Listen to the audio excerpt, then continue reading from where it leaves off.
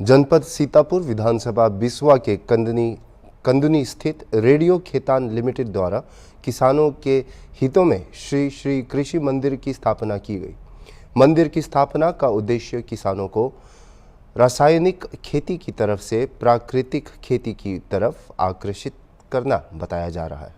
इस मंदिर का लोकार्पण श्री श्री रविशंकर ऑर्गेनाइजेशन के स्वामी परम तेज एवं कंपनी की CSR अनीता चौहान द्वारा किया गया। सर्वप्रथम अतिथियों द्वारा श्री श्री रविशंकर जी के चित्र पर पुष्प माला अर्पित करते हुए पूजन अर्चन किया गया। इसके पश्चात अतिथियों द्वारा मंदिर का लोकार्पण एवं वृक्षारोपण किया गया। इस मौके पर उपस्थित किसानों को संबोधित करते हुए संस्था के प्रशिक्षक वेंकटेश कुमार ने किसानों को रासायनिक उर्वरकों द्वारा हो रहे दुष्प्रभाव के बारे में विस्तृत जानकारी दी गई तथा जैविक रसायनों के प्रयोग से प्रकृति से लेकर मानव जीवन पर क्या असर होगा, इस पर विस्तृत चर्चा की गई। स्वामी परम तेज द्वारा उपस्थित लोगों को जानकारी देते हुए जैविक उत्पादों से हमारे शरीर को क्या क्या फ़ायदा होंगे, इससे संबंधित जानकारी साझा की। मीडिया से अपनी बात साझा करते हुए कंपनी की CSR अनीता चौहान ने बताया कि हमारी कंपनी द्वारा किसानों को कम लागत में अधिक मुनाफा के उद्देश्य से जैविक खेती की तरफ प्रेरित करने का कार्य किया जा रहा है। इस अवसर पर संस्था के प्रशिक्षक वेंकटेश कुमार, स्वामी परम तेज, कंपनी के CSR Anita Chauhan, plant head Harishankar Shukla, plant head Rampur Anil Jain, Ajay Goswami, Janjeet Rajiv Pandey, Vishal Sharma, Deep Narayan Singh सहित कंपनी के कर्मचारी व क्षेत्र के कृषक बंधु उपस्थित रहे। भाई साहब, आज जो रेडको द्वारा जो कैंप चल रहे हैं, क्या फायदा के नजर आ रहा है आपको? उसमें सर बहुत सारे फायदे हैं। उसमें जो है किसानों को जो है जीवामृत और गोवर्धन और जो है बहुत सारी चीज़ें रेडको द्वारा उपलब्ध कराई जा रही हैं और एक लोग जागरूक भी किया जा रहा है कि इस तरीके से खेती करिए, यूरिया न डालिए। तो किसानों के लिए फायदेमंद है, बहुत फायदेमंद है क्षेत्र के लिए, किसानों के लिए बहुत फायदेमंद है। सबसे मुश्किल काम लोगों को कैसे जोड़ेंगे, यानी कि हमारे किसान भाइयों को, जैसा कि पालूमी जी ने कहा, अन्नदाता हैं वो हमारे, तो उनका सेहत में रहना, खुश रहना और पनपना ही सबसे पहला उद्देश्य है। लेकिन जोड़ेंगे कैसे के मामले में तो मेरे ख्याल से इतने टाइम से ये एक परंपरा, ट्रेडिशन चली हुई है कि हर तरीके का एक इंसान आता है,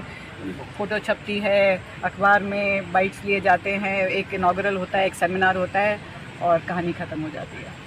तो उससे हम एक नेक्स्ट स्टेप पे जाना चाह रहे हैं और हमारे किसान भाई जो आज मौजूद हैं, पहली दूसरी बार में आज ये चौथी या पांचवी बार है जो हम इनसे मिले हैं और जो कार्यक्रम चला है, तो पहले 3 बार में हमें लग गया कि ये जुड़ने वाले नहीं हैं, क्योंकि इनको जो उन्होंने देखा है वही समझ रहे हैं कि ये हम लोग भी वही कर रहे हैं कि इन्हें बाइट्स लिए पेपर्स में छपवाया और आगे बढ़ गए। तो कोशिश सबसे ज़्यादा मैं बोलूँगी वेंकटेश जी हमारे साथ जुड़े हैं इस काम में और उनका पैशन देख के किसान भाइयों को लग रहा है कि शायद इस बारी वो नहीं होगा जो आज तक होता है। मैडम, क्योंकि आज देख रहे हैं कि आज मानव जाति जो है वो आज के दौर में कितना ज़्यादा वो द्रवित है बीमारी से, फिर और भी मानसिक तनाव से, मैंने पूरा प्रकृति कहिए कि करा रही है, तो ये कोई एक अतिशयोक्ति नहीं होगी, जिसमें जीव जीवाणु हो गए, पशु हो गए, बहुत सारे ऐसे तो जीव जीवाणु हो गए, बहुत सारे ऐसे पक्षी की प्रजाति हैं जो कि विलुप्त प्राय हैं, बिल्कुल होने चले हैं। तो उसी का एक प्रयास है कि इस धारा को बचाना है, लोगों के स्वास्थ्य को बचाना है, पर्यावरण को बचाना है, जीव जंतु को बचाना है। मैंने कहिए कि बस सारे चीज़ों को यदि बचाना है तो उसका एक सिंगल सोल्यूशन वही है कि वो प्राकृतिक कृषि की तरफ हम लोग लौटें और किसानों को इसके बारे में इक्विप करें और सारा ज्ञान को सही तरीके से उनको दें। तो उसी का एक प्रयास किया गया है, एक मंदिर का शक्ल देकर के, कि मैं समझता हूँ कि इस धरा पे पहला मंदिर होगा जहाँ इस पूरे सृष्टि को बचाने के लिए जो है ना प्रैक्टिकल वे में जहाँ पर आके कुछ सीख करके अपने कुछ कर सकते हैं वो, ठीक है ना, उससे उनको फ़ायदा होगा। तो ये पहला मंदिर है। इससे लोगों को क्या क्या फ़ायदे होंगे? इससे फ़ायदा तो सबसे पहले तो किसानों को, ये तो बता दिया कि पूरे प्रकृति को फ़ायदा इससे है, क्योंकि ये काम कहें कि हम आपके लिए भी कर रहे हैं तो इसमें कोई गलती नहीं होगी, क्योंकि आपके घर में भी कुछ लोग ऐसे हैं, जैसे पंजाब में देख लीजिए, भटिंडा वगैरह में वो कैंसर का विस्फोट हो चुका है, जैसे आज डायबिटीज का विस्फोट है ना, वैसे ही आपका आगे आने वाले समय में आपका कैंसर का भी विस्फोट होगा। उसका EP सेंटर आपको भटिंडा में दिख रहा होगा जहाँ से कैंसर स्प्रे से स्पेशल चलता है, तो वो चूँकि समस्या सब जगह ना आ जाए, ज़्यादा लेट ना हो जाए, डिले ना हो जाए, इसके लिए है कि एक यहाँ पर एक प्रारूप के रूप में वहाँ तैयार कर दिया जहाँ सब ज्ञान मिले, सारे टाइप का सुविधा मिले। ये कंपनी की तरफ से सबसे बड़ा तो ये मैम का कहिए कि मतलब वो इस काम के लिए तैयार हो गई। मैं तो पूरा बता रहा हूँ 1000 किलोमीटर काम ऐसा नहीं, बंगाल में घुमा, झारखंड में, बिहार में, उत्तराखंड में, NCR वाले इलाके में, यूपी में, तो ये पहली ऐसी व्यक्ति मिली। और सर ये लोगों का, इनका टीम जो कि इतना तेज़ गति से जैसे कि इस काम में लग करके आप पूरे उसको